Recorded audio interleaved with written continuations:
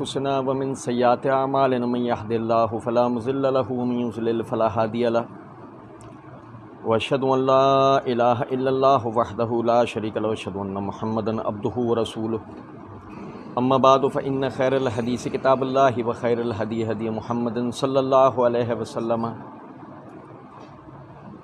وشر الأمور محدثاتها وكل محدثة بدعة وكل بدعة ضلالة وكل ضلالة في النار. اعوذ باللہ السمیع العلیم من الشیطان الرجیم من حمزہ ونفخہ ونفثہ. بسم اللہ الرحمن الرحیم. اللہم صلی علی محمد وعلی آل محمد کما صلیت علی ابراہیم وعلی آل ابراہیم انک حمید مجید. اللہم بارک علی محمد وعلی آل محمد کما بارکت علی ابراہیم وعلی آل ابراہیم انک حمید مجید. رب اشرح لی صدری ویسر لی امری واحلل عقدۃ من لسانی یفقہوا قولی رب زدنی علما. ولما جاء موسیٰ لمیقاتنا وکلمہ ربہ قال رب ارنی انظر الیک قال لن ترانی ولکن انظر الی الجبل فإن استقر مکانہ فسوف ترانی فلما تجلی ربہ للجبل جعلہ دکا وخر موسیٰ صعقا فلما افاق قال سبحانک تبت الیک وانا اول المؤمنین قال یا موسیٰ ان اصطفیتک علی الناس برسالاتی وبکلامی فخذ ما آتیتک وکن من الشاکرین وکتبنا له فی الالواح من کل شیء موعظۃ وتفصیلا لکل شیء فخذها بقوۃ وامر قومک یاخذوها باحسنها ساریکم دار الفاسقین. سأصرف عن آیات الذین یتکبرون فی الارض بغیر الحق وإن یروا کل آیۃ لا یؤمنوا بها وإن یروا سبیل الرشد لا یتخذوه سبیلا وإن یروا سبیل الغی یتخذوه سبیلا ذلک بأنہم کذبوا بآیاتنا وکانوا عنہا غافلین والذین کذبوا بآیاتنا ولقاء الآخرۃ حبطت اعمالهم هل یجزون الا ما كانوا یعملون واتخذ قوم موسیٰ من بعدہ من حلیہم اجلا جسدا له خوار الم یروا انہم لا یکلموہم ولا یہدیہم سبیلا اتخذوہ وکانوا ظالمین ولما سقط فی ایدیہم ورعوا انہم قد ضلوا قالوا لئن لم یرحمنا ربنا ویغفر لنا لنکونن من الخاسرین ولما رجع موسیٰ الی قومہ غضبان آسفا قال بیس ما خلفتمون من بعدی اجلتم امر ربکم وَأَلْقَى الْأَلْوَاحَ وَأَخَذَ بِرَأْسِ أَخِيهِ يَجُرُّهُ إِلَيْهِ قَالَ ابْنَ أُمَّ إِنَّ الْقَوْمَ اسْتَضْعَفُونِي وَكَادُوا يَقْتُلُونَنِي وَلَا تُشْمِتْ بِي الْأَعْدَاءَ وَلَا تَجْعَلْنِي مَعَ الْقَوْمِ الظَّالِمِينَ قَالَ رَبِّ اغْفِرْ لِي وَلِأَخِي وَأَدْخِلْنِي فِي رَحْمَتِكَ وَأَنْتَ أَرْحَمُ الرَّاحِمِينَ. اللہ رب العزت کے فضل و کرم سے آیت نمبر 142 تک پچھلے درس میں ہم نے پڑھا تھا. آیت نمبر 143 سے آیت نمبر 151 تک آپ بھائیوں کے سامنے پڑھا ہے. ہم پڑھ رہے تھے کہ موسیٰ علیہ السلام جب بنی اسرائیل کے ساتھ وادی مقدس کے لیے جو ہے وہ عازم سفر تھے، اللہ رب العزت نے انہیں 30 دنوں کے لیے یعنی اپنے پاس آنے کا حکم دیا طور پر. جب موسیٰ علیہ السلام وہاں پہنچے اور 30 دن تک طور پہاڑ کی چوٹی پر اللہ رب العزت کی عبادت میں اور اس کی طرف توجہ میں مشغول رہے، تو اللہ رب العزت نے ان کے اوپر 10 راتوں کا مزید اضافہ کیا، اور اس کی کیا حکمت و مشیت تھی وہ ہم نے پچھلے درس میں پڑھی تھی. یوں یہ 40 راتیں مکمل ہونے کے بعد موسیٰ علیہ السلام کو اللہ رب العزت کی طرف سے بنی اسرائیل کے لیے سب سے بڑی نعمت عطا ہوئی. ہم وہ انشاءاللہ پڑھیں گے. ہم نے پڑھا تھا کہ موسیٰ علیہ السلام نے اپنے پیچھے ہارون علیہ السلام کو اپنی قوم کے اوپر بطور مصلح یعنی اصلاح کرنے والے کے مقرر کیا، تربیت کرنے والے کا مقرر کیا. اور پھر موسیٰ علیہ السلام آ گئے.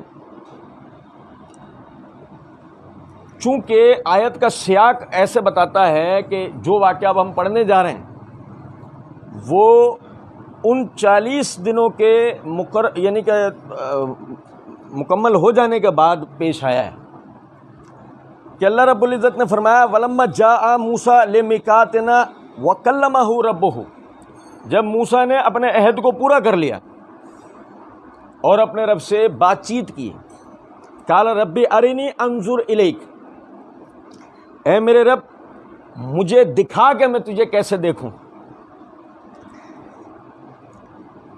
سمجھیں ذرا اس بات، دیکھیں انسان کو اللہ رب العزت نے ایک بڑی ہی زبردست تخلیق پر پیدا کیا، اور وہ تخلیق ہے جستجو کی۔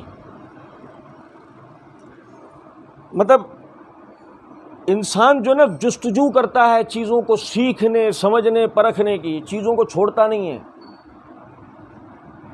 خاص طور پہ وہ کہ جس میں وہ ملوث ہے، جس میں وہ مشغول ہے، اس کی باریک سے باریک چیزوں کو جاننے کی کوشش کرتا ہے۔ ہم ابراہیم علیہ السلام کے واقعے میں سورہ بقرہ میں پڑھتے ہیں کہ ابراہیم علیہ السلام نے اللہ رب العزت سے فرمایا یا ربی کیف تحیی الموتیٰ، اے اللہ تو مردوں کو کیسے زندہ کرے گا۔ یہ سوال توجہ دلاتا ہے کہ ابراہیم علیہ السلام اس جستجو میں لگے ہیں کہ یہ مجھے پتہ لگ جائے۔ نہیں سمجھے؟ وہ تو اس کی تفصیل ہم نے وہاں پڑھی تھی۔ یہاں بھی یہی بات ہے، وَكَلَّمَهُ رَبُّهُ، اس نے اپنے رب سے بات کی، اور جیسے کہ ہم دوسرے مقام پہ پڑھتے ہیں وَكَلَّمَ اللَّهُ مُوسَىٰ تَكْلِيمًا، اللہ نے موسیٰ سے کلام کیا جیسا کلام کیا جاتا ہے۔ یہ چھوٹی بات نہیں ہے، بہت بڑا معجزہ ہے۔ یعنی براہ راست ایک آدمی دنیا میں ہوتے ہوئے براہ راست اللہ تعالیٰ اس سے بات کر رہا ہے، وہ اللہ کی بات کو سن رہا ہے۔ میرا اللہ سے بات کرنا تو بطور دعا و مناجات ہوتا ہے، میں آپ بھی اللہ سے بات کرتے ہیں، لیکن جب ہم بات کرتے ہیں تو بطور دعا و مناجات ہوتا ہے، اے اللہ، تو یہ ہم بات کر رہے ہیں اللہ سے۔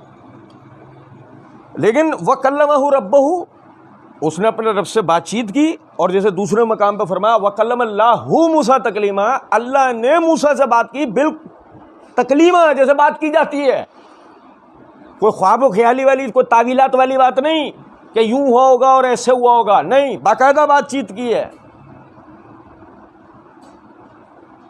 یہ بہت بڑا معجزہ ہے کہ اللہ تعالیٰ کسی انسان سے، کسی مخلوق سے ہم کلام ہو۔ مثلا آپ دیکھیں جبرائیل علیہ السلام تمام فرشتوں میں سب سے مقرب فرشتے ہیں، سردار فرشتے ہیں فرشتوں کے، ایسا جبرائیل علیہ السلام سے اللہ کلام نہیں کرتا، پتہ آپ کو؟ جبرائیل علیہ السلام وہ جاتے ہیں، یعنی کہ وہ جایا کرتے تھے لوح محفوظ تک، لوح محفوظ پر جو اللہ کا کلام اترا ہوتا تھا وہ لے کے نبیوں تک پہنچایا کرتے تھے۔ ڈائریکٹ اللہ انہیں اپنا کلام، یعنی ڈائریکٹ ان سے بات کر کے انہیں نہیں دیتا تھا۔ کتنی شان ہے جبرائیل علیہ السلام کی، لیکن اللہ نے ان سے بات نہیں کی۔ لوح محفوظ پر کلام اتار دیا گیا ہے، وہاں وہ دفتر ایک، وہاں آؤ، وہاں سے کلام لو، وہاں سے وہ ہدایت لو، وہ بات لو اور نبیوں تک پہنچا دو۔ لیکن موسیٰ علیہ السلام سے اللہ رب العزت بات کر رہے ہیں جیسے کہ انسان آپس میں بات کرتے ہیں، لیکن اللہ کا بات کرنا ایسا نہیں ہے جیسے انسان کا بات کرنا ہوتا ہے۔ انداز یہ ہے کہ جیسے ہم سمجھنے کے لیے سمجھ سکتے ہیں، اللہ کا کلام تو ویسا ہے جو اس کی شان کے لائق ہے۔ موسیٰ علیہ السلام کو ارد گرد کی کوئی آواز نہیں آ رہی ہے، صرف اللہ رب العزت کی آواز آ رہی ہے۔ موسیٰ علیہ السلام جو بات کر رہے ہیں اللہ رب العزت اس کا جواب دے رہے ہیں، جو بات کر رہے ہیں۔ آپ تھوڑی دیر کے لیے اس کو امیجن کریں کہ جو بات کر رہے ہو تو وہ ماحول کیسا بن چکا ہوگا۔ جب وہ ماحول ایسا بن گیا، وہ ایک کیفیت سیکھنے سکھانے والی بن گئی، ظاہر ہے کہ موسیٰ علیہ السلام جب اللہ رب العزت سے کلام کر رہے ہیں، ایک تو پہلے بادشاہوں کے گھر میں تربیت حاصل کیے ہوئے شخصیت تھے وہ، پھر رسول بن چکے ہیں، پھر رسالت کے اندر ایک وقت بیت چکا ہے، ایک زمانہ بہت بڑا بیت چکا ہے۔ اب ظاہر ہے جب وہ اللہ سے بات کریں گے کوئی جملہ بے معنی لغو فضول نعوذ باللہ نہیں ہوگا، سب کام کی باتیں ہوں گی۔ اسی ماحول کے دوران میں موسیٰ علیہ السلام اللہ رب العزت سے کہتے ہیں ربی ارینی انظر الیک، اے میرے رب تو مجھے دکھا میں تجھے کیسے دیکھوں، تو مجھے دکھا کہ میں تجھے، کیونکہ آواز سن رہے ہیں جبھی تو بات کر رہے ہیں نا، آواز سن رہے ہیں، بات کر رہے ہیں. اب دیکھو مزید جو نا وہ ایک دل میں آ رہی ہے کہ میں اللہ کو دیکھ لوں. اللہ رب العزت نے فرمایا لن ترانی، تو ہرگز مجھے نہیں دیکھ سکتا. اچھا دیکھیں سمجھیں، میں تجھے دیکھ لوں، یہ فطرت انسانی اس جستجو پر مبنی ہے کہ جس میں وہ چیزوں کو سیکھنا چاہتا ہے. یہ انسان کی فطرت کی مثبت بات ہے. اب آپ کو میں بتاؤں جو شیطان نے اس فطرت کو سمجھ کے اس کا منفی پہلو بنایا. میں عموماً ایک بات کہا کرتا ہوں کہ شیطان دنیا میں کیلے بیچنے نہیں آیا ہے کہ ہم سب کچھ کرتے رہیں، سب سمجھتے رہیں، جنت میں داخل ہونے کی ساری کوششوں میں کامیاب ہوتے رہیں اور وہ کھڑا دیکھتا رہے. وہ چاہتا ہی نہیں ہم جنت میں جائیں. اس لیے وہ کوشش کرتا ہے اس بات کی ہمارے مزاج اور فطرت میں موجود مثبت باتوں کو ختم کر دے اور ہمارے اندر منفی باتوں کو لے کر آئے، ان باتوں کو لے کر آئے جس سے ہم دین سیکھنے کے لائق نہ بچیں، ہم اللہ کی باتوں پہ عمل نہ کریں، بلکہ ان باتوں پہ عمل کریں کہ جو اللہ کو ہم سے ناراض کر دیں، جس کے نتیجے میں ہم جہنم پہنچ جائیں. یعنی کہ آدم علیہ السلام کے پیچھے جنت نہ پہنچ جائیں، ابلیس کے پیچھے. فرق صرف اتنا ہوگا کہ جب جنت میں پہنچ گئے تو اس مرتبے کو جا پہنچیں گے کہ جس مرتبے کو آج تک جو سورہ رحمان میں اللہ رب العزت نے فرمایا نہ کسی انسان نے پایا ہے نہ جن نے پایا. ابلیس پا سکتا تھا، ابلیس مستقبل میں پا سکتا تھا اگر اللہ کے حکم پہ عمل کرتے ہوئے آدم علیہ السلام کے لیے سجدہ کر لیتا. باقی تو وہ عبادت کر ہی رہا تھا نا. ایک حکم کی نافرمانی کی اس نے اللہ نے اسے موقع دیا، نہیں مانا. نتیجے میں کیا ہوا؟ اب کہا جائے گا اب تو محنت کر رہا ہے جہنم میں جانے کے لیے. بھئی اب لوگوں کو مستقل گمراہ کرنے میں وہ محنت کر رہا ہے نا اب تو جہنم میں جانے کے لیے باقاعدہ، کہ میں جلد سے جلد پہنچوں اور خطرناک سے خطرناک عذابوں کا شکار کیا جاؤں. ایسے ہی نا. اب دیکھیں کہ مثبت سوچ یہ تھی، اے اللہ تو مجھے دکھا کہ میں تجھے کیسے دیکھوں. یہ مثبت سوچ تھی. اور اس کی منفی سوچ کیا ہے؟ اس کی منفی سوچ یہ ہے چونکہ میں اللہ کو دیکھ نہیں سکتا اس لیے اللہ نہیں ہے. نہیں سمجھے؟ مثبت سوچ یہ تھی، یہ منفی سوچ نہیں ہے. سنو میری بات، یہ سوال کرنا منفی سوچ نہیں ہے کہ اے اللہ میں تجھے کیسے دیکھوں.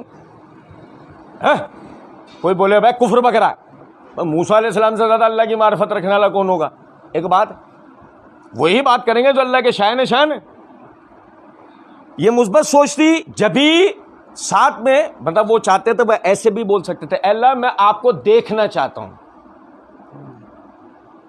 ایک یہ بھی جملہ ہے، بظاہر اس میں کوئی مسئلہ نہیں ہے بظاہر، لیکن یہ اس ادب کے خلاف ہے جو ادب ہمیں اس آیت میں نظر آ رہا ہے.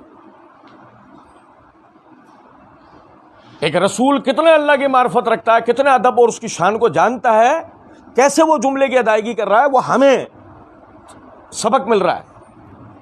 ربی ارنی، اے میرے رب تو مجھے دکھا. دیکھو نہیں کہا تھا فرشتوں نے کہ جب آدم علیہ السلام نے تمام اشیاء کے نام سکھا دیے تو آدم علیہ السلام کی اس وقت عمر کیا تھی؟ ایک دن کے تھے نا. اور فرشتوں کی عمریں کیا تھیں؟ اربوں سال، کروڑوں سال کی عمریں تھیں ان کی. ان میں بعض فرشتے ایسے بھی تھے کہ جن کا کام یہ ہماری جو کائنات ہے اس میں جو بھی تغیرات واقع ہوتے ہیں یہ وہ فرشتے اللہ کے حکم سے کر رہے ہوتے ہیں، جس کی وجہ سے پوری کائنات میں انہیں سفر کرنا پڑتا ہے، اس سیارے سے اس سیارے، اس سیارے سے اس سیارے، اس سیارے سے اس سیارے. اسی طرح زمین کے بھی سیاح فرشتے ہیں جو صرف زمین پر گھومتے رہتے ہیں. سنن نسائی کی روایت ہے نا کہ اللہ کے کچھ فرشتوں کا زمین پر سیاحت کا کام ہے. جب بھی میرا کوئی امتی مجھ پر درود پڑتا ہے وہ مجھ تک پہنچاتے ہیں. سمجھے ہیں بات کو یا نہیں؟ زمین کے نظم و ضبط والے فرشتے، آسمان کے نظم و ضبط والے فرشتے، کائنات کے نظم و ضبط والے فرشتے، آپ سمجھیں کیا کیا انہوں نے دیکھ رکھا ہوگا، کیا کیا ان کے علم کے اندر ہوگا، اور کب سے وہ دیکھ رہے ہوں گے. لیکن جب وہ ایک دن کے انسان کے سامنے کھڑے ہوئے اور اس نے سارے سوالات کے جوابات دے دیے، تو فرشتوں نے کیا کہا؟ سبحانک لا علم لنا الا ما علمتنا. اے اللہ ہمارے اندر یہ عیب ہے، پاک تو آپ کی ذات ہے، ہمیں کوئی علم نہیں ہے. یہ علم نہ ہونا یہ عیب ہے نا، یہ علم نہ ہونا یہ عیب ہے. اور اللہ میں عیب نہ ہونا کیا؟ الا ما علمتنا، کہ تو نے ہمیں سکھایا. ہم نے وہ کروڑوں خربوں سالوں میں جو سیکھا وہ تو نے ہمیں سکھایا. ہمیں جو تو نے کروڑوں خربوں سالوں میں سکھایا وہ ایک دن کے آدم کو سکھایا. یہ تیری شان ہے کہ اس ایک دن کے آدم کو تو نے اتنا علم سکھا دیا. اب جب اسی سیکھنے والے طریقے پہ چلتے ہوئے انسان کہاں جاتا ہے؟ اپنے باپ کے ساتھ جنت میں. اور اسی سیکھنے والے پہلو پہ نہ چلنے کے نتیجے میں وہ ابلیس کے ساتھ کہاں جاتا ہے؟ کہ اس نے اس بات کو نہیں سمجھا جو فرشتے سمجھ گئے، لا علم لنا الا ما علمتنا. یہ ابلیس نے نہیں سمجھی بات کہ ہمیں کوئی علم نہیں ہے، ہم خود سے کچھ بھی کوشش کر لیں سوائے اس کے کہ جو اللہ سکھاتا ہے. یہ باریک بات نہ سمجھ میں آنے کے نتیجے میں اس سے یہ نقصان اس کو اپنے آپ کو اس نے پہنچایا. رب ارینی، اے میرے رب تو سکھا، تو دکھا. یعنی اس کا مطلب اللہ چاہے گا تو ہم دیکھ سکتے ہیں. یہ معتزلہ کا رد ہے. معتزلہ یہ کہتے ہیں کہ قیامت کے دن بھی انسان جو ہے نا وہ اللہ کو نہیں دیکھے گا. جنتی جنت میں بھی اللہ کو نہیں دیکھیں گے، کیونکہ جیسے بھی آگے کی آیت ہم پڑھیں نا، لن ترانی، تو مجھے دیکھ ہی نہیں سکتا. اس قسم کی آیتوں کی وجہ سے معتزلہ یہ کہتے ہیں کہ اللہ کو دیکھا ہی نہیں جا سکتا. تو سمجھیں کہ موسیٰ علیہ السلام کا یہ کہنا رب ارنی انظر الیک، اے میرے رب تو ہمیں سکھا، یہ ثابت کرتا ہے اللہ کی قدرت سے محال کوئی چیز نہیں ہے. جبھی موسیٰ علیہ السلام نے کہا اے اللہ تو سکھا. آپ میری بات سمجھ رہے ہیں؟ یہ معتزلہ کا رد ہے. اللہ چاہے تو بندے اللہ کو کل قیامت کے دن جنت میں دیکھیں گے. اچھا، لن ترانی، اب یہاں سمجھے بات، تو مجھے ہرگز نہیں دیکھ سکتا. اس میں سائنس ہے. اس میں کیا ہے؟ اس میں سائنس ہے. دیکھیں، وہ کہتے ہیں یہی منفی سوچ تو آئی تھی وہاں تک کہ جو ابو جہل جیسا یہ کہتا تھا ہمارے یہ بت نظر آتے ہیں، تیرا رب ہے تو دکھتا کیوں نہیں ہے؟ جیسے فرعون نے موسیٰ علیہ السلام کو کہا تھا، جیسے آج بھی ملحدین کہتے ہیں کہ وہ دکھتا کیوں نہیں ہے. کیا ہے کہ دنیا میں سب سے زیادہ ذلیل ترین اگر ملحدین ہے نا تو یہ ہمارے پاکستان ہندوستان والے ملحدین ہیں. یہ دنیا کے زیادہ ذلیل ترین ملحدین ہیں. وجہ ہے اس کی، وہ باہر والے نا وہ تھوڑا بہت پڑھتے ہیں، سائنس وائنس کو ان چیزوں کو پڑھتے ہیں، تو آدمی ان کو اس حساب سے جو ہے نا وہ، یا ہمارے والے تو صرف تقلید کرتے ہیں. کوئی بھی مشہور ملحد سمجھ میں آ گیا عمل سے بھاگنا ہے، اسی کے بتائے وہ پھوں پھاں کو لے کر دنیا بھر کو سناتے پھر رہے ہوتے ہیں. سمجھ میں آ رہی ہے بات؟ دیکھیں سمجھیں، لن ترانی، تو مجھے ہرگز نہیں دیکھ سکتا. اس نقطے پہ غور کریں. میں آپ کو بتاؤں، اللہ تعالیٰ نے انسان ہی نہیں تمام مخلوقات کو دیکھنے کی صلاحیت کے ساتھ پیدا کیا ہے.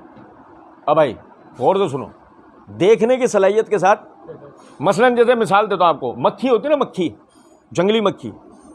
یہ جنگلی مکھی جو ہمارے گھروں میں اڑ رہی ہوتی ہے، ایک شہد کی مکھی نہیں، جنگلی مکھی جو چیزوں پہ آگے بیٹھ جاتی ہے. اس کو اگر آپ طاقتور خوردبین کے اندر اس کی آنکھ کو دیکھیں گے نا تو آپ حیران رہ جائیں گے. اس کی آنکھ میں 100 لینس ہوتے ہیں. کتنے؟ یہ گول دائرے کے اندر کتنے لینس ہوتے ہیں؟ 100. جیسے کہ ہماری آنکھ کے اندر ہے نا ایک لینس ہے جس کے 2 فیچرز ہیں. یعنی اصلاً 2 فیچر ہیں، فیچرز تو بہت سارے ہیں، اصلاً 2 فیچرز ہیں، زوم ان، زوم آؤٹ. دور کا دیکھنا اور قریب کا دیکھنا. اصلاً یہ ہمارے لینس کے 2 فیچرز ہیں. شہد کی مکھی کے آنکھ کے اندر 100 لینس ہوتے ہیں، جس کے نتیجے میں وہ اپنے چاروں طرف دیکھ رہی ہوتی ہے. یہی وجہ ہے آج تک شہد کی مکھی بول رہا ہوں، جنگلی مکھی، یہی وجہ آج تک جنگلی مکھی کو کسی نے یوں پکڑ کے دکھایا ہے. اور یہی وجہ ہے اللہ نے قرآن میں فرمایا کہ جن کو یہ اللہ کے سوا پکارتے ہیں اگر مکھی ان پر سے کوئی چیز لے کے اڑ جائے تو یہ مکھی سے نہیں چھین سکتے. کیوں اللہ نے مکھی کا نام لیا ہے؟ کہ اس کے 100 لینس ہیں جو اللہ نے تخلیق کیے ہیں. وہ اپنے ان 100 لینسز سے اپنے ارد گرد ایک ایک انچ کی ہر چیز دیکھ رہی ہوتی ہے، یعنی ایک ایک انچ پر اس کی نگاہ ہوتی ہے، وہ دیکھ رہی ہوتی ہے.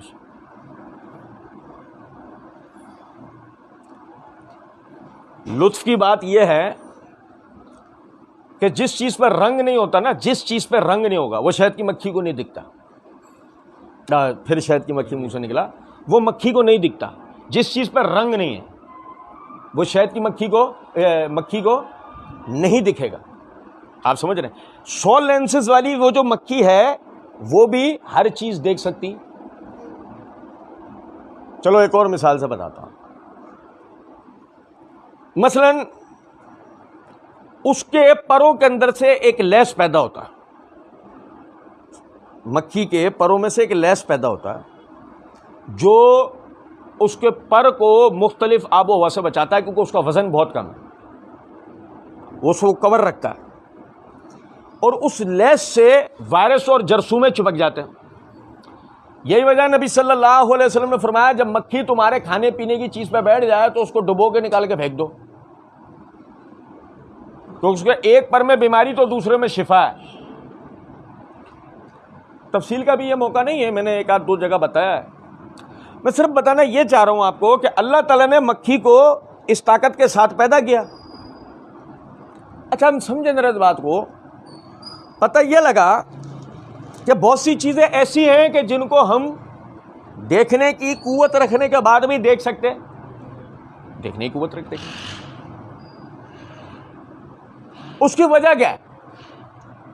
ایک بڑی آسان سے اس کی وجہ سائنس میں ہم پڑھتے ہیں کہ جس چیز سے روشنی جس چیز کے وجود سے ٹکرا کے ہماری آنکھ کے لینس میں آ جائے اور وہ ہماری میموری میں پہلے سے موجود ہو. اچھا چلیں اسے بھی چھوڑیں اور کو بھی 1 منٹ کے لیے چھوڑ دیں.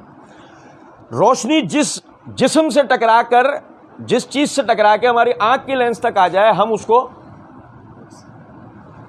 دیکھ سکتے ہیں، لیکن جس کے پار نکل جائے ہم اسے دیکھ نہیں سکتے.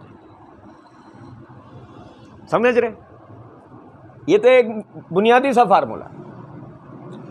پھر یہ اپنی جگہ ایک بحث ہے کہ جب اس سے ٹکرا کے ہماری آنکھ کی لینس پر آئے گی تو ہم اسے ریڈ کیا کر پائیں گے. اگر وہ ہماری میموری میں پہلے سے سیف ہے، جیسے مثال کے طور پر یہ کتاب ہے، تو یہ اگر مجھے پہلے سے پتا ہے نا یہ کتاب ہے، یہ کوئی ڈبہ نہیں ہے، میں کتاب کو جانتا ہوں، میری میموری میں سیو ہے، تو جب روشنی ٹکرا کر آنکھ کے لینس پر آئے گی تو میں دور سے رکھی ہوئی بھی دیکھ کے بتا دوں گا کہ یہ کوئی ڈبہ نہیں رکھا، یہ کیا ہے؟ کتاب. لیکن اگر ایک چیز پہلے سے میری میموری میں یادداشت میں ہے ہی نہیں، دماغ میں ہے ہی نہیں، میں اسے جانتا ہی نہیں، تو جب وہ تو میں اس کو حیرت سے دیکھ رہا ہوں گا یا جو بھی میرے اوپر تاثر آ رہا ہو اس وقت، یہ کیا ہے؟ تو سمجھیں اتنا چھوٹا کہ جس کے جسم سے روشنی ٹکرا کے ہم تک آ ہی نہیں سکتی، اور اتنا بڑا کہ روشنی اس کے پورے جسم کو گھیر ہی نہیں سکتی. تو جب وہ روشنی ہمارے آنکھ کے لینس پر آ رہی ہے تو کیا ساتھ لا رہی ہے؟ کچھ لا رہی ہے. اتنا چھوٹا کہ روشنی اس کے جسم تک پہنچ ہی نہیں پا رہی ہے، اور اتنا بڑا کہ روشنی اس کے پورے جسم کا احاطہ ہی نہیں کر پا رہی ہے، وہ کبھی بھی ہمیں دکھے گا. تو یہی وجہ ہے وائرس دکھتا ہے، کیونکہ وہ اتنا چھوٹا ہے کہ روشنی اس سے ٹکرا کے ہماری آنکھ تک آتی نہیں ہے. اور اللہ کہتا ہے وسع کرسی السماوات والارض، میری کرسی نے زمین اور آسمان کا احاطہ کر رکھا ہے. تو اللہ کتنا بڑا ہوگا؟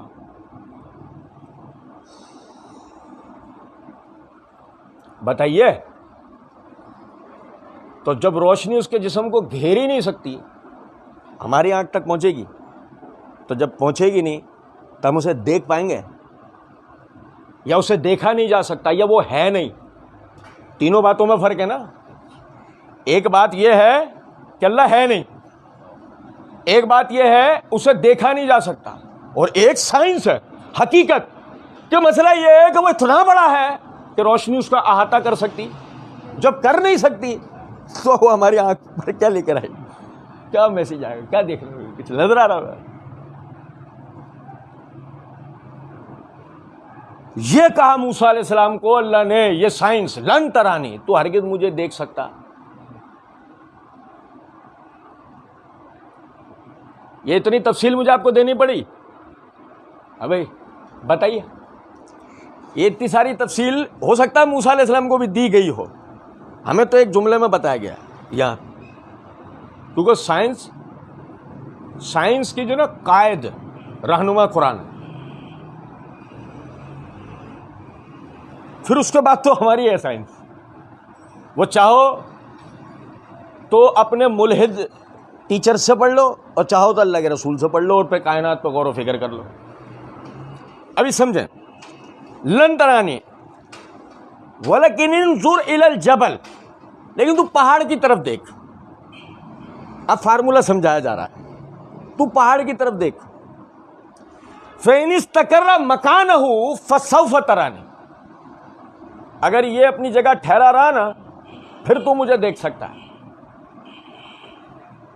نہیں سمجھے؟ اگر یہ اپنی جگہ ٹھہرا رہا تو مجھے دیکھ سکتا ہے۔ اب سنو ذرا، توجہ کرنا۔ فَلَمَّا تَجَلَّى رَبَّهُ، پھر جب اللہ نے اس پہ تجلی کی۔ اچھا آپ دیکھیں، اب ایک تجلی کے معنی وہ ہیں جو ہمارے ہاں صوفی بیان کرتے ہیں، تجلی سے مراد یہ اللہ نے اس کی طرف جھانکا۔ نہیں سمجھے کچھ بات؟ پہاڑ کی طرف، چونکہ اللہ نور ہے تو اس سے جو روشنی آئی اس پہاڑ کو اس نے جلا کے راکھ کر دیا۔ نہیں، ایسا نہیں، ایسا بالکل بھی نہیں ہے۔ اللہ کو اس پر جھانکنے کی ضرورت نہیں ہے۔ پوری زمین ہے نا، پوری زمین اللہ کے سامنے، اس کی مثال بالکل ایسے ہے جیسے ہتھیلی کے اوپر کنکر پڑا ہوا ہو۔ ہماری ہتھیلی پہ جیسے کنکر ہے نا، اللہ کی شان کا اگر زمین بالکل یہ حیثیت رکھتی ہے تو وہ پہاڑ کیا حیثیت رکھے گا کہ اللہ اس پہ جھانکے؟ ایک بات اور سنو ذرا، ایک تو یہ گھٹیا عقیدہ ہے، اس کو تو ایک طرف کر دیں۔ ہم کہ انگریزی میں ایک لفظ پڑھتے ہیں فلیش، یہ موبائل میں ہوتا ہے، ایک روشنی یوں آتی ہے، چمک کو کہتے ہیں، ایک برق قسم کی، چکا چوند قسم کی چمک کو کہتے ہیں انگلش میں فلیش۔ اسی کے لیے لفظ تجلی عربی میں آتا ہے۔ اب سمجھے ذرا اس بات کو، جب فلیش ہماری آنکھ پہ پڑتا ہے تو کیا ہوتا ہے؟ آنکھ بالکل سیدھی رہتی ہے، صحیح دکھ رہا ہوتا ہے، چندیا جاتی ہے نا، کچھ بھی نہیں دکھ رہا ہوتا۔ اور نہیں سمجھے؟ سمجھ رہے ہیں بات کیا نہیں؟ اب اللہ تعالیٰ نے بات کیا سمجھائی ہے؟ بات یہ سمجھائی ہے وَلَكِنِ انظُرْ إِلَى الْجَبَلِ، تو پہاڑ کو دیکھ، فَإِنِ اسْتَقَرَّ مَكَانَهُ فَسَوْفَ تَرَانِي، اگر یہ اپنے مکان پہ ٹھہرا رہا، یعنی یہ جو جگہ ہے اس کی ایسے ہی رہا تو مجھے دیکھ پائے گا۔ اب موسیٰ علیہ السلام کیا دیکھ رہے ہیں؟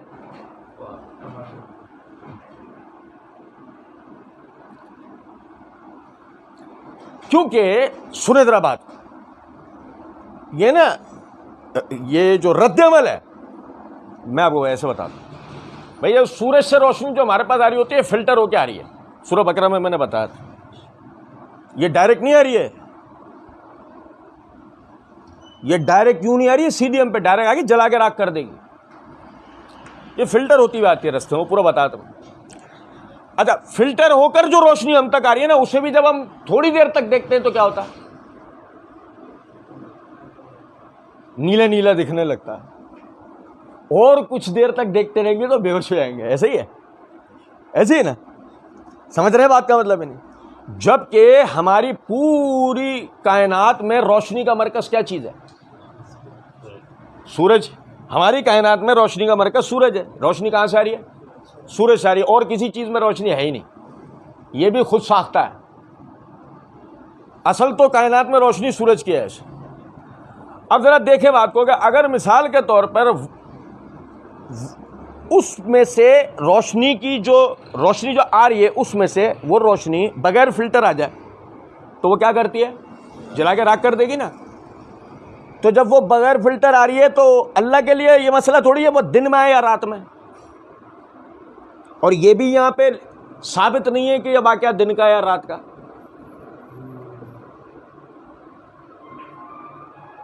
نہیں سمجھے؟ بے وجہ تو رات بنا نہیں سکتے نا ہم. اور اگر رات بنا بھی لیں تو اللہ کے لیے کوئی مسئلہ ہے کہ وہ روشنی سورج کی رات میں آ جائے. اب دیکھیں وہ روشنی کیا کہا گیا, تو دیکھ کس کو؟ کیونکہ بغیر فلٹر ہوئی روشنی کو اگر تو دیکھے گا تو تیرا کیا ہوگا؟ تو نے نہیں دیکھنا. تو نے کہاں دیکھنا ہے؟ اچھا, فَإِنِ اسْتَقَرَّ مَكَانَهُ فَسَوْفَ تَعْلَمُونَ. اگر یہ اپنی جگہ رہا تو مجھے بھی دیکھ لے گا. سائنس سمجھائی جا رہی ہے. جیسے ہی وہ روشنی وہ پہاڑ سے آگے ٹکرائی, بغیر فلٹر ہوئی, پہاڑ دھماکے سے پھٹ گیا, ٹکڑے ٹکڑے ریزہ ریزہ ہو گیا پہاڑ. فَلَمَّا تَجَلَّى رَبُّهُ لِلْجَبَلِ جَعَلَهُ دَكًّا. جیسے ہی تیرے رب نے اس پہ تجلی کی تو پہاڑ ریزہ ریزہ ہو گیا. پہاڑ وَخَرَّ مُوسَىٰ صَاعِقًا, اور موسیٰ بے ہوش ہو کے گر گئے.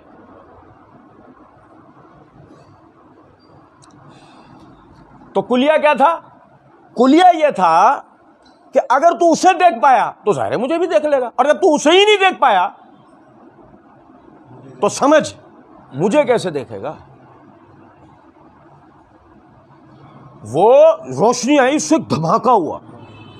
اس دھماکے کے نتیجے میں جو آواز پیدا ہوئی اور جو وہ ہولناک دھماکے کی جو کیفیت بنی وہ موسیٰ علیہ السلام برداشت کر پائے اور آپ بے ہوش ہو گئے. تو جب اسے ہی نہیں دیکھ سکے تو اب آپ سمجھ لیں اللہ اپنے آپ کو ہمیں کیوں نہیں دکھاتا. کیونکہ ہم اللہ کو دیکھنے کی صلاحیت میں نہیں ہے. اتنی ہماری دیکھنے کی اوقات. اور یار ہم نے اتنا بڑا مسئلہ بھی سمجھا. جبرائیل بھی کہاں تک جاتے ہیں؟ لوح محفوظ. اس سے آگے نہیں جاتے. یہاں سے میسج لے کے وہ چل لیتے. اور سنیں, اب آتی ہے یہ بات, نبی اکرم صلی اللہ علیہ وسلم سے سوال ہوا, اللہ کے رسول آپ نے معراج کی رات اللہ کو دیکھا؟ تو اللہ رب العزت نے فرمایا نور انا اراہ, وہ تو نور ہے میں اسے کیسے دیکھ سکتا ہوں. وہ تو نور ہے میں اسے کیسے دیکھ سکتا ہوں. اب سمجھیں, یہاں پر دو نقطے سمجھ لیں. پہلا, اختلاف کی بات نہیں ہے. اگر نبی صلی اللہ علیہ وسلم نے اللہ کو دیکھا تو میں بتایا ہی نہیں, اختلاف کی بات نہیں ہے. اگر نبی صلی اللہ علیہ وسلم نے اللہ کو دیکھا تو ہمیں بتایا نہیں. اور دوسری بات یہ کہ نبی صلی اللہ علیہ وسلم نے معراج کی رات اللہ کو نہیں دیکھا. سمپل. آپ سے پوچھا گیا آپ نے دیکھا؟ آپ نے فرمایا تو نور ہے میں اسے کیسے دے. بھائی روشنی, اب یہ روشنی ہے کمرے میں ہے نا. اچھا کس جگہ ہے یہ بتا سکتے ہو؟ یہ کوئی نہیں بتا سکتا. جیسے جگنو میں سے روشنی نکل رہی ہوتی ہے نا, لیکن یہ تو ہم بتا سکتے نا پورا جگنو, کیونکہ روشنی ایک جسم کے اندر ہے اس لیے نظر آ رہی ہے نا بھائی میرے پیارے. بھائی جگنو یہ جا رہا ہے, جگنو جا رہا ہے, روشن ایسے ہی ہے, کیونکہ روشنی ایک جسم کے اندر ہے. لیکن جب روشنی اس جسم سے باہر آ جائے اب دکھے گی. جیسے یہاں دکھ رہی ہے, کہاں ہے یہ پتا ہے روشنی ہے لیکن کہاں ہے.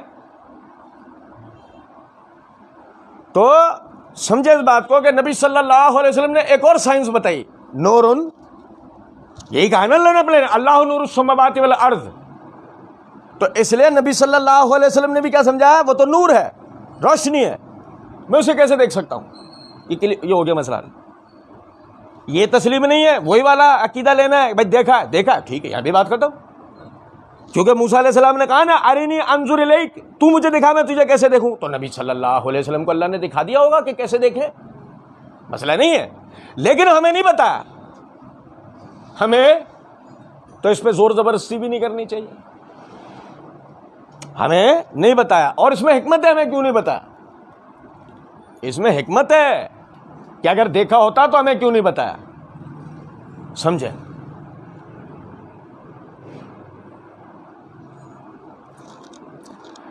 ہنومان کی کوئی حقیقت ہے؟ مطلب ایک انسان کا بندر کا سر کیسے ہو سکتا ہے؟ بندر کے سر والا انسان کیسے ہو ہی نہیں سکتا، ناممکن ہے، عقل و نقل دونوں کے خلاف ہے۔ نہیں سمجھا بھائی؟ میوٹیٹ ہو گئے تھے کیا؟ میوٹیشن ہو گئی، وہ میوٹیٹ ہو کر کیا بن گئے؟ آدھے بندر آدھے، لیکن مسئلہ ایسا بھی تو نہیں ہے نا تاریخ میں، یعنی کہ ہندو تاریخ میں تو یہ ہے وہ چہرہ بندر کا تھا، وہ دوسرا ایک بزرگ نے انہیں بس وہ شراپ دے دیا تھا، چہرہ بندر والا ہو گیا، سارے کام وہ اب جنگیں لڑ رہے ہیں۔ وہ آپ پڑھو یہ جو رامائن ہے، رامائن میں وہ سب سے پہلے وہ جب سیتا اغوا ہوئی ہے، رام اٹھا کے لے گیا، وہ لڑنے کے لیے سب سے پہلے وہ گئے لنکا کے اندر، وہ اس سے خطرناک لڑ رہے ہوں۔ مسئلہ سارا گھوم پھر کر یہ آتا ہے کہ بھئی یہ نہیں ہو سکتا نا۔ کیا ہوا بھائی کہ وہ گنپت جو تھے، گنپت کا غصے میں آ کے سر اڑا دیا تھا، پھر پچھتاوا ہوا، اب سر تو جو کاٹا تو پتہ نہیں کہاں جا کے گر گیا، اس لیے ہاتھی کا سر ملا تو ہاتھی کا سر لگا دیا، یوں گنپت وہ ہاتھی کے سر والے ہوگا۔ اچھا مسئلہ نہیں ہے، ہم تو یہاں سب سے پہلا سوال یہ کرتے ہیں کہ خدا ہوتے ہوئے وہ اتنے طاقتور ہیں کہ انہوں نے ایک خدا کا سر اڑا دیا، لیکن خدا ہو کے انہیں یہ نہیں پتا سر گرا جا کے کہاں پر ہے، کہ وہ ہاتھی کا سر ملا تو وہی لگا دیا انہوں نے۔ چلو ٹھیک ہے، اب اصل تو یہ ہے کہ ہم تو یہ کہتے ہیں معاف کر دو، کوئی مذہبی عقلی بات تم سے نہیں کر رہے، سائنٹیفکلی کیسے ہو سکتا ہے؟ کیونکہ مسئلہ ہے جب ہماری باری آتی ہے تو ساری سائنس ہمارے وقت میں یاد آ رہی ہوتی ہے نا لوگوں کو، تو ہمارے گھوڑے تو سائنس کے تم سے زیادہ دوڑتے ہیں، اللہ کا بڑا احسان۔ تو اب سمجھیں ذرا اس بات کو کہ بھائی بات سیدھی سی ہے کہ ایک جب سے کائنات بنی ہے یہ سلسلہ چلا رہا ہے کہ جس سے خدائی کا عقیدہ رکھا گیا اس کی تصویر بنائی گئی ہے۔ ہنومان وہ یاشیکا کا کیمرہ نہیں ہوتا تھا، یہ آپ کے یہ موبائل والے کیمرے نہیں ہوتے تھے، ہاتھ کی پینٹنگ نہیں ہوتی تھی، پتھروں کو تراش کے تصویریں بنائی جاتی تھی۔ آپ انہیں آج بت کہہ کے خود کو مطمئن کر لیتے ہیں، بات ایسے نہیں ہے، وہ بھی تصویریں ہی ہیں۔ نوح علیہ السلام کے زمانے میں یہ کاریگری نکل چکی تھی، ود سبا یغوث یعوق نصر، پانچوں کی تصویریں بنی تھی نا، جن کو آج آپ بت کہتے ہو۔ اگر اس وقت یاشیکا کا کیمرہ ہوتا ہے، آپ کے موبائل والے کیمرے ہوتے ہیں، تو ان پانچوں کی آپ وہ والی تصویریں دیکھ رہے ہوتے جو آج ہماری آپ کی آتی ہیں۔ کون اتنی محنت کرتا پتھروں تراش کے بے وجہ اتنی محنت کرے؟ ایک کھینچی ہے ہمارے بزرگوں کی تصویر، وہی تصویر پہ ہاتھ ٹنگا ہوا زبردست، جیسے ہمارے یہاں آج ہوتا ہے۔ ہر دور کے اندر طریقہ یہ چلا آ رہا ہے کہ جس سے خدائی کا یا الوہیت کا عقیدہ رکھا گیا ہے اس کی تصویر بنی ہے۔ اور اصل میں الہ کون ہے؟ لا الہ الا اللہ، اللہ کے سوا کوئی الہ ہے ہی نہیں۔ لیکن یہ پتہ لگتا ہمارے ابو جہل اینڈ کمپنی جیسے لوگوں کو، مثال ہے، ہمارے والوں کو پتہ لگ جاتا۔ ہمارے والے جب اپنی ٹکے کی تصویروں کے لیے ثبوت لانے کی کوشش کر رہے ہوتے ہیں تو اللہ کے لیے تصویر بنانے کے تو ہزاروں ثبوت گھڑ لاتے ہیں۔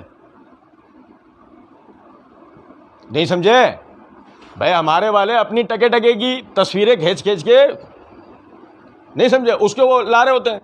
تو سوچیں اس بات کو، ہمارے اندر ابو جہل جیسی ذہنیت رکھنے والے لوگ وہ اللہ کی بھی تصویریں بنا رہے ہوتے ہیں، اور جب اللہ کی نعوذ باللہ تصویریں بنتی خدا نہ خواستہ، پھر دیکھو نتیجہ کیا نکلتا۔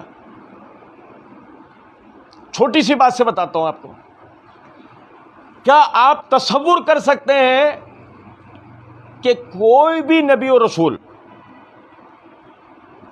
آدھا ننگا ہو، نیم برہنہ ہو؟ کیا آپ یہ تصور بھی کر سکتے ہیں؟ مثلا آپ حیران رہ جائیں گے کہ قدیم رومن امپائر، یسوع مسیح سے پہلے والی، یسوع مسیح سے پہلے رومن امپائر، اس کو آپ دیکھیں آپ حیران رہ جائیں گے۔ سکندر وغیرہ کی تصویریں جو آتی ہیں، الیگزینڈر وغیرہ کی جو تصویریں آتی ہیں، کیسر وغیرہ کی، انہوں نے پورے کپڑے پہنے ہوئے، ہاتھوں کے وہ چمڑے کے وہ پہنے ہوئے ہیں، سر کے انہوں نے وہ لڑائی والی جو ٹوپیاں ہوتی ہیں وہ پہنی ہوئی ہیں، ہاتھوں کے وہ لڑائی والے جو وہ لوہے کے وہ ہوتے ہیں وہ پہنے ہوئے، پیروں کے لوہے والے وہ پہنے ہوئے، لوہے کے پیروں والے جوتے پہنے ہوئے، زرہ پہنی ہوئے لوہے کی وہ کڑیوں والی، تلوار ڈھال، یہ پورے کپڑے پہنتے ہو۔ حتیٰ کہ جو ہیروڈوٹس کا زمانہ ہے یہ والا جس میں یسوع مسیح آئے ہیں، اس زمانے کے اندر بھی ہم تہذیب تاریخی دیکھتے ہیں، وہ جب مطلب وہ پورے کپڑے پہنتے ہیں سارے۔ یسوع مسیح کی مورتی میں ہمیں یسوع مسیح کی مورتی جو چرچ میں لگی ہوئی ہمیں نظر آ رہی ہوتی ہے، اس میں ایک آدمی نے ایک کپڑا باندھا ہوا ہے، اس مورتی میں وہ کپڑا باندھا ہوا ہے، وہ یہاں پر آگے تو اتنی سی پٹی ہے، یعنی وہ کپڑا ایسے ہے، یوں باندھا ہوا ہے کہ شرمگاہ کے دونوں حصے چھپ کے اور وہ یہاں گٹھان بن جائے۔ بظاہر شو یہ کیا جا رہا ہے کہ یہ ان کی منکسر المزاجی اور سادگی تھی، لیکن نہیں، یہ تو سطر کے خلاف ہے۔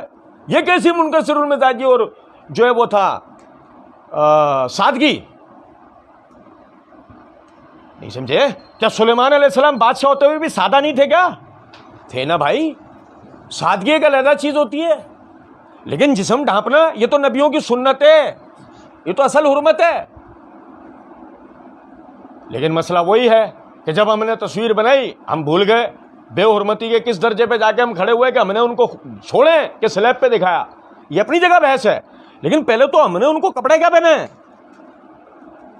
پہلے تو ہم یہ دیکھیں نا ہم نے ان کو کیا کر دیا، ان کو نعوذ باللہ نیم برہنہ کر دیا۔ تو اب اگر آپ سمجھیں اس بات کو کہ اگر فرض کر لیا جاتا کہ نبی صلی اللہ علیہ وسلم نے اللہ کو دیکھا اور پھر وہ آ کے ہمیں بتا دیتے تو ہماری والی کہ لوگ کیا کرتے ہیں؟ تصویریں بن رہی ہیں، وہ اللہ کی تصویریں بن رہی ہیں، نعوذ باللہ۔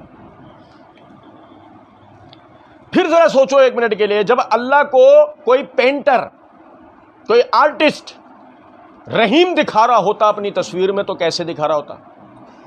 اور جب جبار دکھا رہا ہوتا تو کیسے دکھا رہا ہوتا؟ اور جب ذوانتقام دکھا رہا ہوتا تو کیسے دکھا رہا ہوتا؟ اور جب شفیق دکھا رہا ہوتا تو کیسے دکھا رہا ہوتا؟ سوچیں بھی تو روح کانپ جاتی ہے، کیونکہ آرٹسٹ کا تو مسئلہ بہت خراب ہے۔ یہی وجہ ہے کہ اگر رسول اللہ صلی اللہ علیہ وسلم نے اللہ کو دیکھا بھی ہوتا تو آپ نے ہمیں بتایا، اور اس پر پھر ہمیں بھی کوئی بات مزید نہیں کرنی چاہیے۔ نہیں ہو اگر کرے گا کوئی تو پھر بات ایسے ہوگی، نورن انا راہو، تو روشنی میں سے کیسے دیکھ سکتے؟ پھر تو بات ایسے ہوگی، دلائل کی بنیاد، لا تدرک الابصار، مجھے کوئی آنکھ نہیں دیکھ سکتی، پھر تو بات ایسے ہوگی۔ بات آ رہی ہے کوئی سمجھ میں؟ نہیں۔ فرمایا وَخَرَّ مُوسَىٰ صَاعِقًا فَلَمَّا أَفَاقَ قَالَ سُبْحَانَكَ تُبْتُ إِلَيْكَ وَأَنَا أَوَّلُ الْمُؤْمِنِينَ۔ جب موسیٰ علیہ السلام کو ہوش آیا تو انہوں نے کہا سبحانک، آگے گھوم پھر کے وہی بات سمجھ میں آ گیا نا۔ اب تو سائنس بھی سمجھ میں آ گئی نا پوری کہ کیوں نہیں اللہ نظر آتا۔ سبحانک، اے اللہ تو پاک، تبت الیک، میں نے تو تیری طرف ہی ہمیشہ رجوع کیا ہے۔ واہ، نہیں سمجھو کچھ بات؟ سوال کے پیچھے اپنی نیت بتا رہے ہیں، کیونکہ اللہ کا ڈر پہلے، ہر معاملے میں اللہ کا ڈر پہلے۔ یہ جو ہوا کچھ دیر پہلے واقعہ، یہ اللہ نے کیوں کیا وہ جانتے، اس لیے اپنی نیت اللہ کو بتا رہے۔ تب تو الیک، اے اللہ میں تو ہر معاملے میں تیری طرف ہی رجوع کرتا ہوں۔ اس سوال کا مقصد بھی کوئی غلط نہیں تھا، میں تو تیری طرف رجوع کرنا لاتا۔ تب تو الیک وانا اول المومنین۔ اب اللہ کو تو پتا ہے، اللہ تو دلوں میں چھپی ہوئی باتیں جانتا ہے، لیکن بندے کی عاجزی دیکھو آپ، میں تو ہر معاملے میں آپ کی طرف رجوع کرتا ہوں، وانا اول المومنین، اور میں سب سے پہلا مومن ہوں۔ اور یہ ہمارے دین کا ایک اور عقیدہ، اپنے زمانے میں سب سے بڑا مسلمان اور مومن اپنے زمانے کا رسول یا نبی ہوتا ہے۔ کوئی غیر نبی ایمان میں اور اسلام میں اس سے ترقی نہیں کر سکتا۔ بیڑا غرق ہو جائے، سنانے والا واقعہ سنا رہا ہے کہ موسیٰ علیہ السلام نے ایک صدا سنی، نہیں، موسیٰ علیہ السلام کو اللہ کی طرف سے حکم آیا کہ طور پہاڑ پہ آ جاؤ۔ موسیٰ علیہ السلام چلے گئے، اللہ رب العزت نے کہا اے موسیٰ انسانی گوشت کا ٹکڑا لے کر آؤ۔ موسیٰ علیہ السلام نے ایک تھال اور چھری ہاتھ کے اندر لی اور در در صدائیں لگاتے پھر رہے ہیں، کوئی اللہ کے نام پر انسانی گوشت کا ٹکڑا دینے والا؟ اور یہاں تک کہ موسیٰ علیہ السلام کا ایک عورت پہ گزر ہوا جو کہنے لگی اے موسیٰ تو اپنے رب سے بات کرتا ہے نا کہ جی کہ جا اپنے رب سے جا کے سوال کر میرے اولاد ہوگی یا نہیں ہوگی. اب موسیٰ علیہ السلام جو ہے نا وہ وہاں سے نکلے اور یہی صدا لگاتے لگاتے ایک فقیر کی، یعنی کہ وہ ایسے سنائیں گے آپ کو، ایک اللہ کے ولی کی جو ہے وہ جھونپڑی کے سامنے پہنچے اور جب صدا لگائی وہ باہر نکل کے آیا اور اس نے آ کے کہا کہ کیا چاہیے؟ موسیٰ علیہ السلام نے کہا انسانی گوشت کا ٹکڑا. کہ لاؤ. چھری تھال لے کے اندر گیا اور اپنے جسم کے سارے 100 گوشت کاٹ کے لے کر آ گیا تھال میں بھر کے. موسیٰ علیہ السلام نے کہا یہ کیا کر دیا؟ وہ کہنے لگا کہ مجھے یہ نہیں پتا اللہ نے کون سے حصے کا گوشت مانگا، اس لیے سب کاٹ کے لے آیا ہوں کہ بس اللہ راضی ہو جائے. اب موسیٰ علیہ السلام تھال چھری لے کر پہنچ گئے طور. اللہ یہ لے آیا ہوں. اللہ تعالیٰ نے کہا موسیٰ انسان تو آپ بھی تھے، آپ نے کیوں نہیں دے دیا؟ نہیں سمجھے کچھ بات. موسیٰ پلٹ کے واپس آئے. کچھ عرصہ گزرا، 5-6 سال کا. اس عورت کے پاس سے گزر ہوا، دیکھا اس کے گھر کے باہر 4-5 بچے کھیل رہے ہیں. موسیٰ علیہ السلام نے دروازہ بجایا، وہ عورت باہر آئی. پوچھے یہ کس کے بچے ہیں؟ کہا میرے بچے ہیں. تیرے بچے ہیں؟ کیونکہ اللہ نے تو پہلے کہہ دیا تھا اس کے نصیب میں اولاد نہیں ہے. تیرے بچے ہیں؟ بڑے غصے میں بھرے ہوئے اللہ کے پاس گئے. اللہ تو نے تو مجھے جھوٹا کروا دیا. جب اس کے تو نے کہا اس کے اولاد نہیں ہوگی تب کیسے تو نے اس کو اولاد دے دی؟ اللہ رب العزت نے کہا وہ جو فقیر تھا وہ اس کے دروازے پہ روٹی مانگنے پہنچا، اس نے اس کو روٹی دے دی. وہ صدا لگا رہا تھا ہے کوئی اللہ کے نام پر ایک روٹی دینے والا، اللہ اس کو ایک اولاد دے گا. اس نے 6 روٹیاں دے دی، اس کو 6 بچے ہو گئے. جو میرے ایک کہنے پہ اپنے جسم کے ٹکڑے ٹکڑے کر سکتا ہے، میں اس کے کہنے پہ اولاد نہیں دے سکتا. اب یہ ہمارے ہاں صوفی مشرف جتنے بھی فرقے ہیں وہ اس حکایت کو سنا کر یہ بتا رہے ہوتے ہیں کہ دیکھو اللہ کے ولیوں کا کتنا بڑا مقام و مرتبہ ہوتا ہے. اور سننے والے جو کہ رسولوں کی معرفت نہیں، اللہ کی معرفت تو بہت دور کی بات ہے، رسول کی معرفت نہیں رکھنے والے سننے والے ایسے بد نصیب و بد قسمت اور بد عقیدہ، کیونکہ بد عقیدگی سب سے بڑی بد قسمتی.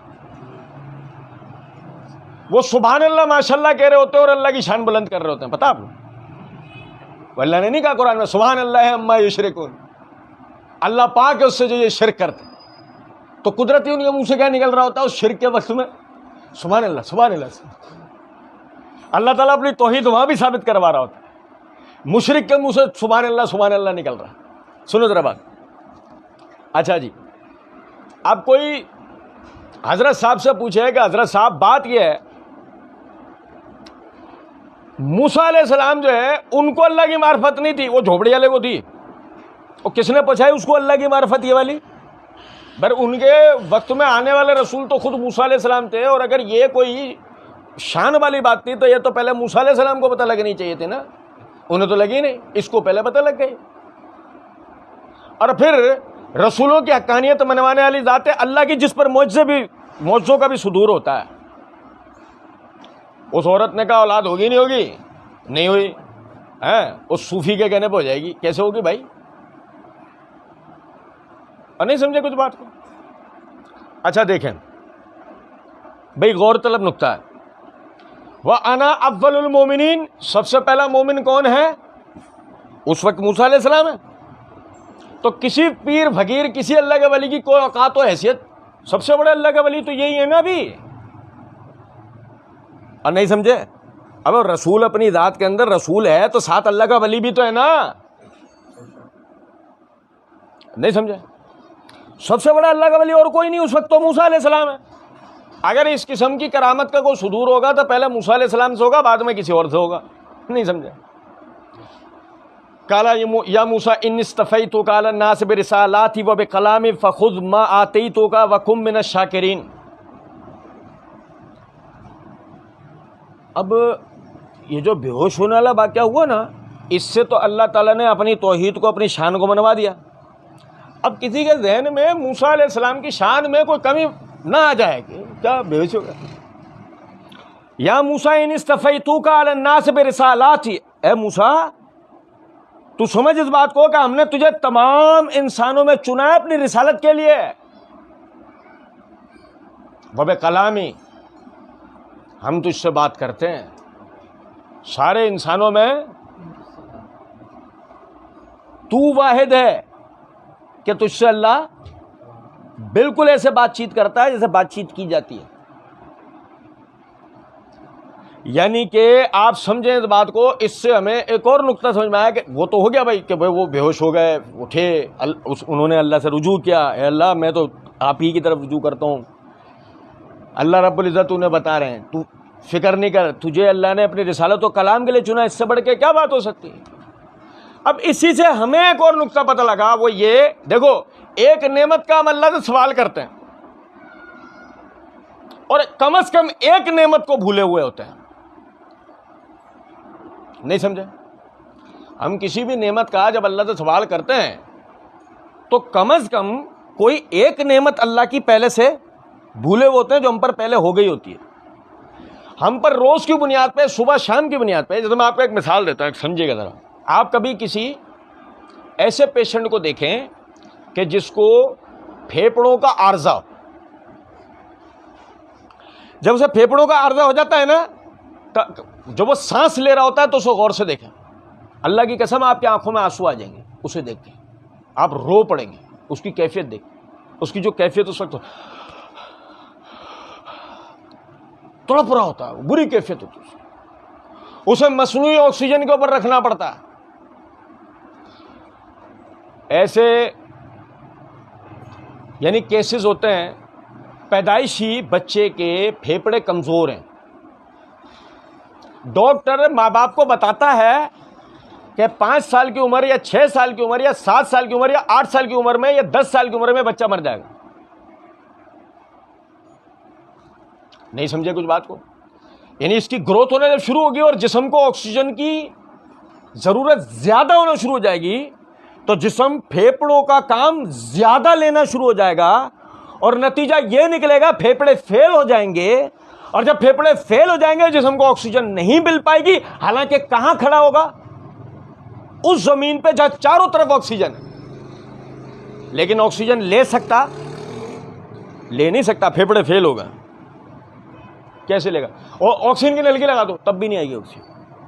کام ہی نہیں آ رہا، جسم کو کام ہی نہیں آ رہا، کیونکہ فنکشن آکسیجن کا پھیلائیں گے کون؟ وہ تو پھیپڑے پھیلائیں گے نا، وہ تو فیل ہوگا.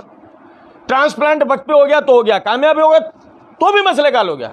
لیکن نہ ٹرانسپلانٹ وقت پہ ہو سکا، نہ ٹرانسپلانٹ وقت پہ کامیاب ہو سکا، گیا مریض گیا. پہلے سے پتا ہوتا ہے آپ کو 6 سال کی عمر میں مر جائے گا.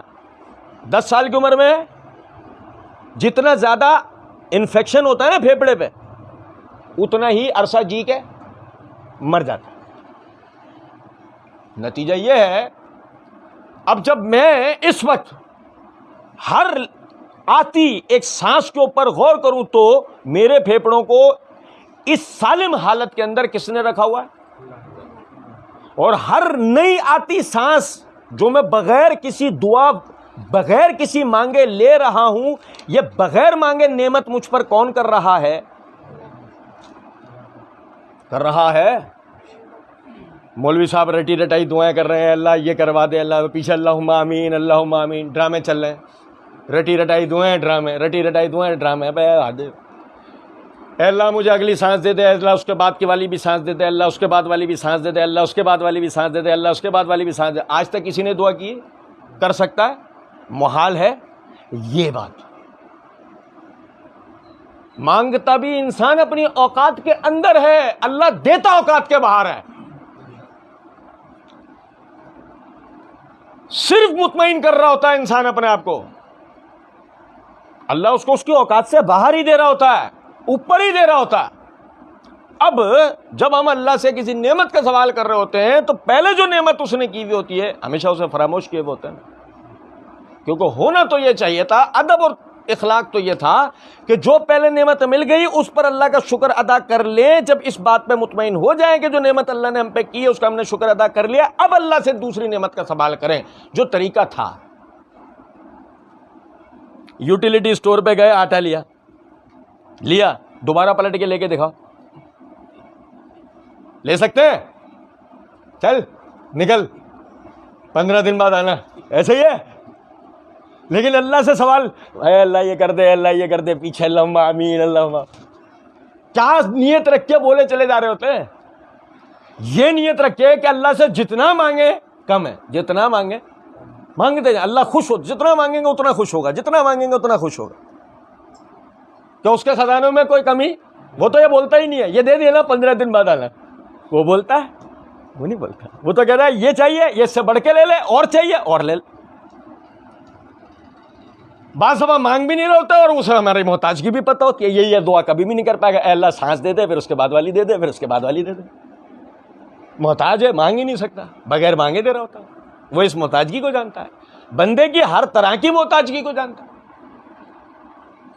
یہی وجہ ہے کہ اللہ رب العزت نے موسیٰ علیہ السلام کو کیا کہا؟ یا موسیٰ ان اصطفیتک علی الناس برسالاتی و بکلامی، اے اللہ تو مجھے نہیں دیکھ پایا، اے موسیٰ تو مجھے نہیں دیکھ پایا تو کیا ہوا؟ ان اصطفیتک علی الناس برسالاتی و بکلامی، تو یہ تو دیکھ کتنی بڑی نعمت تمام انسانیت پہ ہم نے تیرے اوپر کر رکھی ہے. تو ہم سے بات چیت کرتا ہے، کوئی انسان ہم سے بات ہی نہیں کر سکتا، کوئی فرشتہ ہم سے بات نہیں کر سکتا. فخذ ما آتیتک، تو اسے تھام جو تجھے پہلے دے دیا ہے. وَكُن مِّنَ الشَّاكِرِينَ، اور شکر گزار بندوں میں سے بن. آئی نقطہ سمجھ میں؟ جو پہلے مل گیا ہے نا اس پہ اللہ کا شکر ادا کرو، جو نہیں مل رہا اس پہ مایوس مت ہو، اس پہ ناشکری اللہ کی مت کرو. یار اللہ نے تو، ابے جو دے دیا اس پہ تو شکر کر. تجھے دیا کسی کو تو دیا بھی نہیں ہے. سالم پھیپڑوں کے ساتھ، سالم آنکھوں کے ساتھ، سالم کانوں کے ساتھ، سالم زبان کے ساتھ پھر رہا ہے. کبھی پاگل کو دیکھیں اور اپنے آپ کو دیکھیں. شکر کرنے کا دل کرے گا. وہ اللہ سے شکوہ بھی نہیں کر سکتا. کر سکتا ہے کہ اللہ تو نے مجھے پاگل کیوں بنایا، انہیں صحیح سالم کیوں بنایا؟ ایک بات وہ شکوہ کر سکتا ہے اللہ. مزے کی بات یہ ہے کہ وہ تو پاگل ہے، اللہ کو بھی نہیں جانتا. دیکھو ذرا، تم میں تو نہیں ہے نا بھائی، وہ تو پاگل ہے اللہ کو نہیں جانتا. بھائی تم میں تو پاگل نہیں ہے، ہم تو صحت مند ہیں، تو ہمیں تو اللہ کو جاننا چاہیے نا، ہمیں تو اللہ کی معرفت ہو.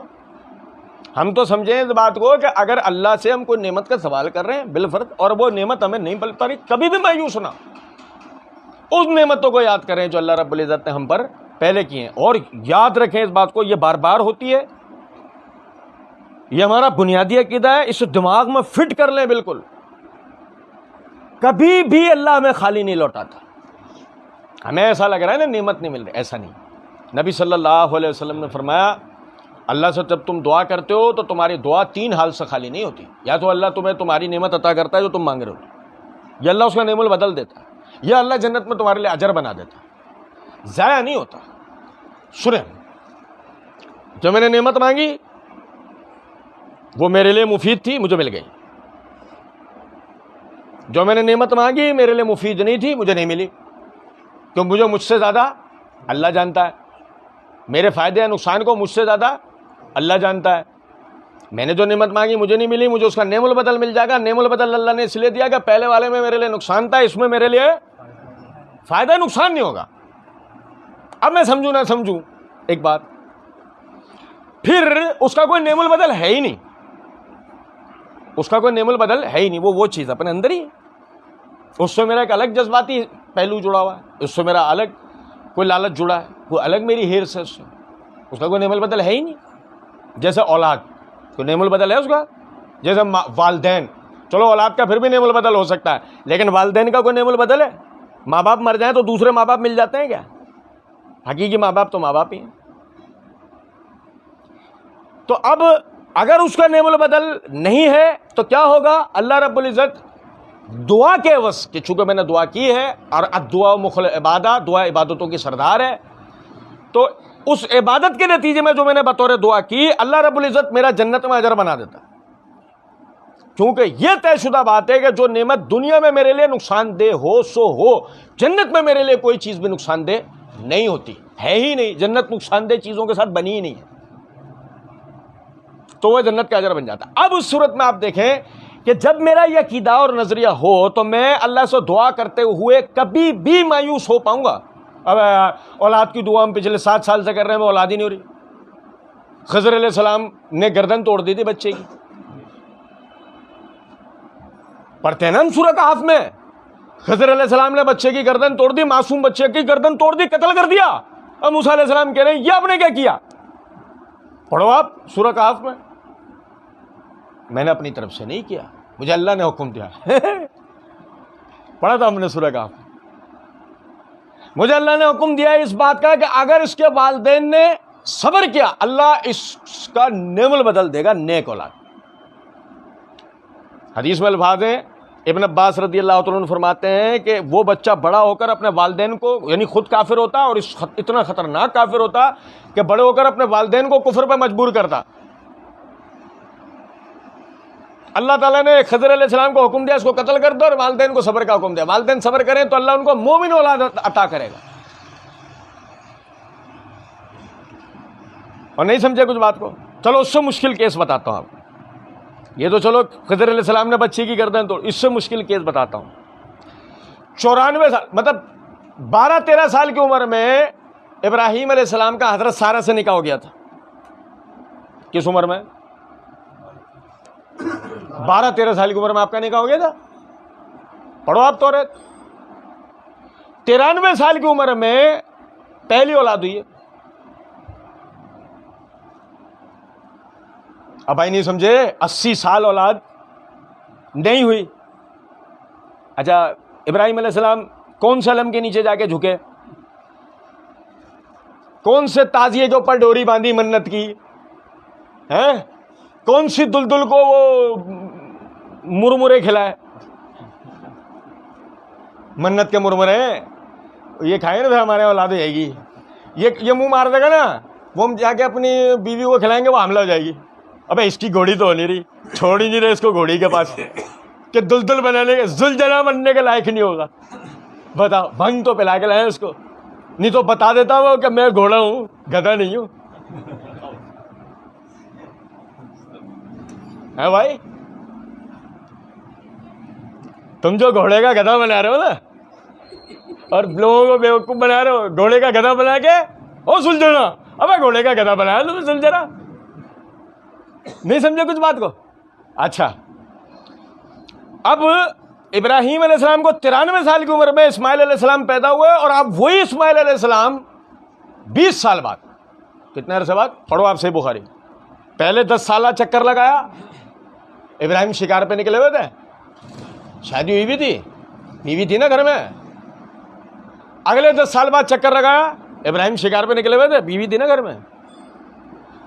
اور اسی سال میں آپ رکے 20ویں سال کے اندر، 20ویں سال کے اندر آپ کو حکم ملتا ہے خواب کے ذریعے کہ بچے کو ذبح کر دو. اور بھائی میرے خضر علیہ السلام کی تو اولاد نہیں تھا، اولاد تو کسی اور کی تھا، گردن توڑ دے گا تو مار دو. قتل کر دیا انہوں نے، بتا دیا میں نے اپنی طرف سے نہیں کہا، اللہ نے حکم دیا. اور اللہ نے کہا والدین نے صبر کیا، نیک اولاد دوں گا. یہاں تو ہے ہی رسول کا بیٹا، ہوا بھی 93 سال کی عمر میں، اکلوتی اولاد، اور اللہ حکم دے رہا ذبح کر دے. تفصیل سے بحث نہیں ہے، بتانا یہ جا رہا ہوں بھائی ذبح کرنے لے گئے، لٹا دیا. ہو سکتا تھا مستقبل میں یہ اسماعیل رسول نہیں ہوتے، اسحاق رسول ہوتے. یعنی ہاجرہ سے جو بیٹے اسماعیل ہوئے وہ رسول نہیں ہوتے، سارہ سے جو بیٹے اسحاق ہوئے وہ رسول ہوتے، رسالت انہی میں ہوتی. تصور کر رہے ہیں، ایک تصور کر رہے ہیں. لیکن ثابت کر دیا انہوں نے بھی بھائی وہ ابراہیم کی اولاد ہیں یار. اور نہیں سمجھے کچھ بات کو؟ ثابت کر دیا انہوں نے کہ وہ باپ سر پہ نہیں ہو. 20 سال میں 2 ہی دفعہ باپ آیا، دونوں ہی دفعہ سامنا نہیں ہو سکا. باپ سر پہ نہیں، ماں نے ایسی تربیت کی کہ ایسا فرما بردار ہے اپنے باپ کا، باپ ذبح کرنے کے لیے لیٹا رہا ہے اور بیٹا کیا کہہ رہا ہے؟ اللہ نے جو حکم دیا آپ اسے پورا کریں، گھبرائے نہیں، کوئی پشیمانی نہیں. نتیجہ کیا نکلا؟ پڑھو آپ اس جگہ قرآن میں اللہ نے فرمایا ہم نے ابراہیم کی آل اولاد میں رسالت و امامت دونوں قیامت تک کے لیے رکھ دی. اور آخری کیا حکم آیا؟ الائمۃ من القریش، خلافت ہمیشہ قریش میں رہے گی. وجہ اسماعیل کی آل اولاد ہیں. آ رہی ہے کچھ سمجھ میں بات یا نہیں؟ اندازہ تو کرو یار، اندازہ تو کرو. بات اتنی ہے کہ جو نعمت اللہ نے آپ کو دی ہے وہ نعمت پر آپ اللہ کے شکر گزار بنو. ایک نعمت نہیں ملی اس پہ فکر مند نہیں ہو، اللہ اس کا نعمت بدل آپ کو دے گا. 93 سال کی عمر کے بعد اس واقعے کے بعد ابراہیم علیہ السلام کے یہ کے بعد دیگرے 10 بیٹے ہوئے اور 10 میں سے 2 رسول بنے. کسی بھی نبی کا ایسا نہیں ہوا ہے باقی. کسی بھی نبی. بھائی آپ کے سامنے ہے نا, دیکھو ہارون موسیٰ کے بھائی تھے اور لوط ابراہیم علیہ السلام کے ماموزاد بھائی تھے. آل اولاد میں رسالت کا آنا ایک یا 2 واقعے کو ایک رسول بنا, جیسے کہ داؤد علیہ السلام کا بیٹا سلیمان ایک رسول, بس آل اولاد میں ایک بیٹا, اس کو نبوت رسالت. یہاں ابراہیم علیہ السلام کو 2 ماؤں سے 2 بڑے بچوں کو الگ الگ اللہ نے رسالت دی, انہی میں امامت رکھی. نعمت تو دیکھو یار اللہ کی, کہ آپ دنیا میں اگر کسی خاندان کی عزت کرو نہ کرو, ابراہیم کے خاندان کی عزت نہیں کرو, آپ کبھی بھی مومن مسلمان ہو سکتے نہیں ہو سکتے. آپ کو چاروں ناچار ابراہیم کے خاندان کی عزت, اسی سے یہ اہل بیت والا مسئلہ تو اسی سے تو نکلا ہے, اہل بیت کی عزت و عظمت والا. تو ہر حالت میں اللہ پہ بھروسہ کریں. جو نعمت اللہ رب العزت نے آپ کو دی اس پر اللہ کا شکر ادا کریں. جو نعمت اللہ کی طرف سے آپ کو نہیں ملی ہے اس پر اللہ رب العزت سے سوال کرتے رہا کریں. کسی حالت میں بھی اللہ سے مایوسی نہیں کریں, کیونکہ مایوسی کفر ہے. بقیہ انشاءاللہ آئندہ پڑھیں گے. وما علینا الا البلاغ.